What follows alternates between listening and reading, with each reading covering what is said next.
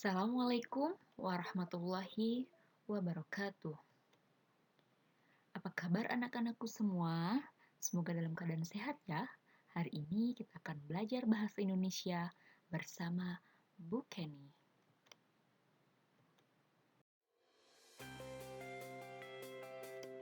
Adapun yang akan kita pelajari pada pertemuan kali ini yaitu tentang teks biografi.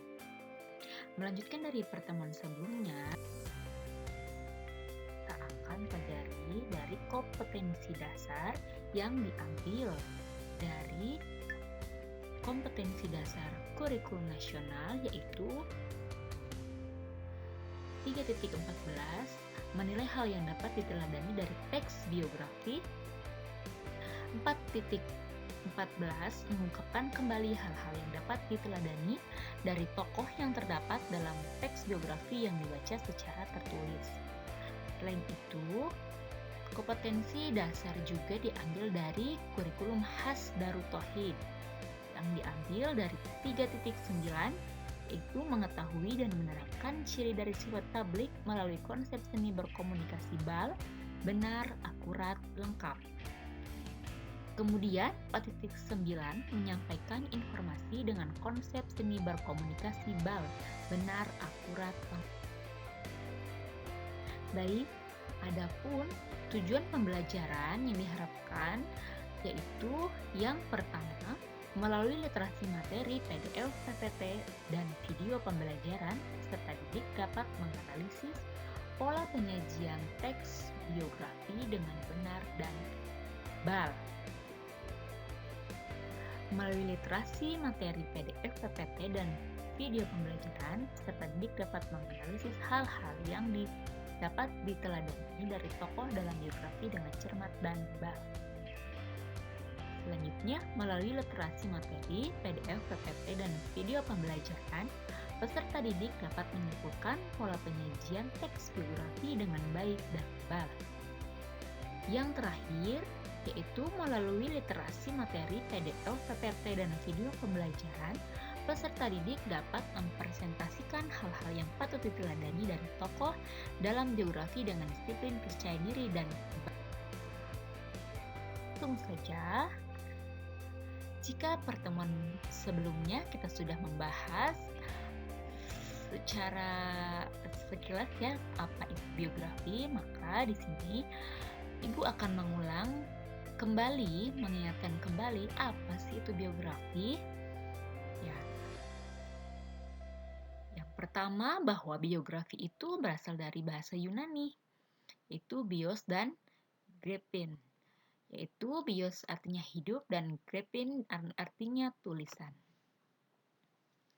Sehingga bila diartikan, ini biografi adalah tulisan yang membahas mengenai kehidupan seseorang.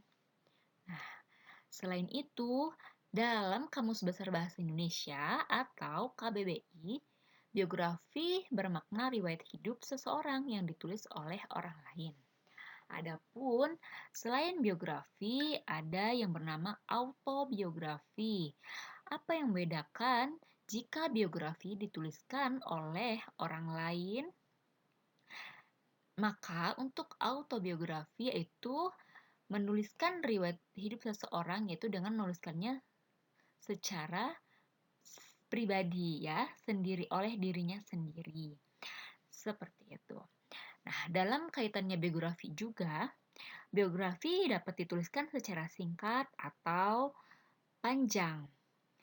Biografi singkat biasanya hanya dipaparkan tentang fakta-fakta dari kehidupan seseorang dan peran pentingnya, sementara biografi yang panjang meliputi informasi-informasi penting namun dikisahkan dengan lebih mendetail dan tentunya dituliskan dengan gaya bercerita yang baik.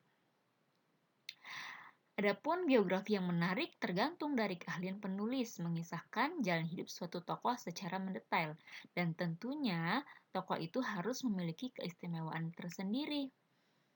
Nah, selain keistimewaan juga di dalamnya itu adanya keteladanan yang dapat menginspirasi bagi pembacanya. Baik, kira-kira Siapa nih tokoh biografi yang kalian idolakan, yang dapat menginspirasi kalian? Baik, pola penyajian teks biografi. Yang pertama adanya alur cerita. Alur cerita ini selalu muncul dalam sebuah teks yang berbentuk narasi atau naratif. Sama halnya dengan teks biografi ini dituliskan secara naratif, secara kronologis.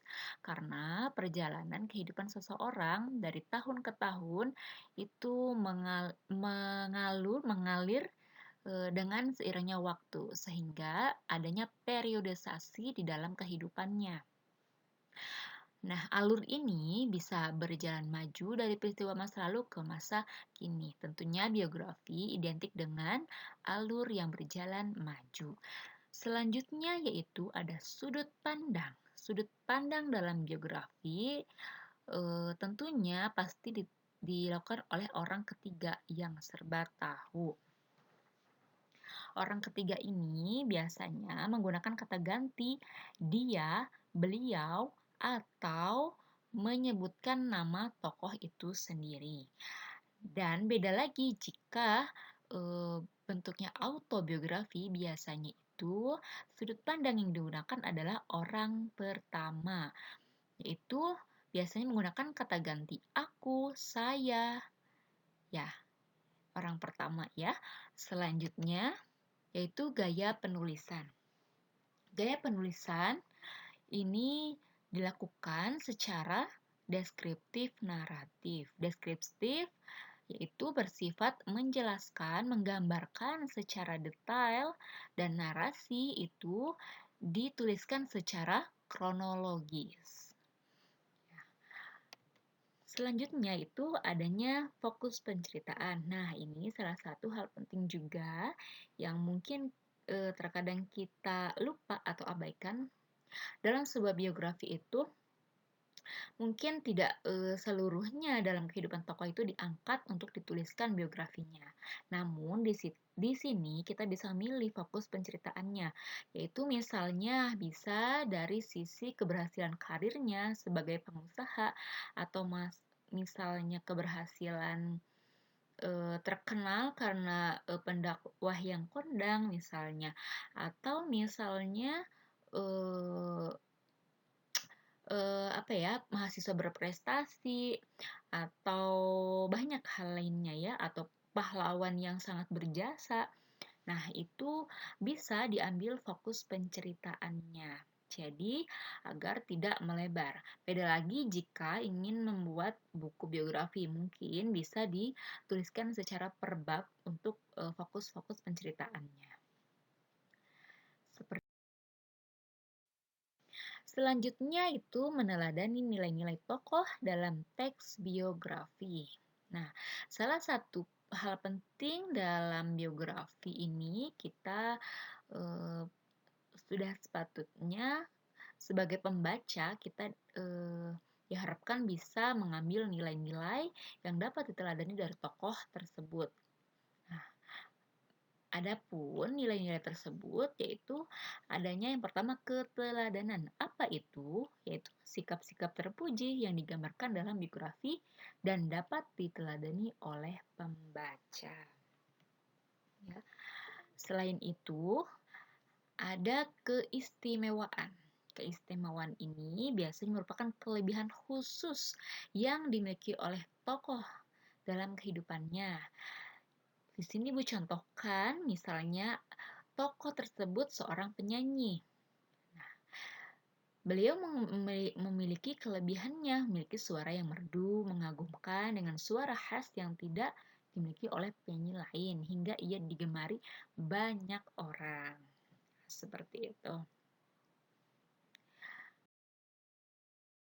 Ini Ibu akan mencoba menampilkan sebuah contoh untuk menentukan keteladanan tokoh dalam teks biografi. Di sini ada tokoh biografinya itu B.J. Habibie, ya. Nah, di sini bisa dibaca ya dari dua paragraf ini. ya. Kira-kira apa nih yang bisa ditemukan keteladanan atau keistimewaan dari tokoh ini? Mari kita lihat. Nah, berdasarkan teks biografi singkat di atas, dapat kita peroleh yang pertama, yaitu keteladanan tokoh dalam teks biografi B.J. Habibie yakni mempunyai semangat dan daya juang tinggi dalam hal belajar. Dan keistimewaannya, tokoh dalam teks biografi B.J. Habibie yakni dapat memperoleh predikat summa cum laude dengan gelar doktor engineering. Ya, seperti itu. Alhamdulillah ya. Sebaik-baiknya teladan ialah baginda Rasulullah Nabi Muhammad SAW. Semoga apa yang Ibu sampaikan hari ini dapat bermanfaat dan bisa dipahami dengan baik dan bisa meneladani para tokoh-tokoh biografi untuk dipraktikkan dalam kehidupan sehari-hari. Terima kasih. Mohon maaf bila ada kesalahan dan kurang lebihnya, Ibu mohon maaf. Ibu akhiri. Wassalamualaikum warahmatullahi wabarakatuh.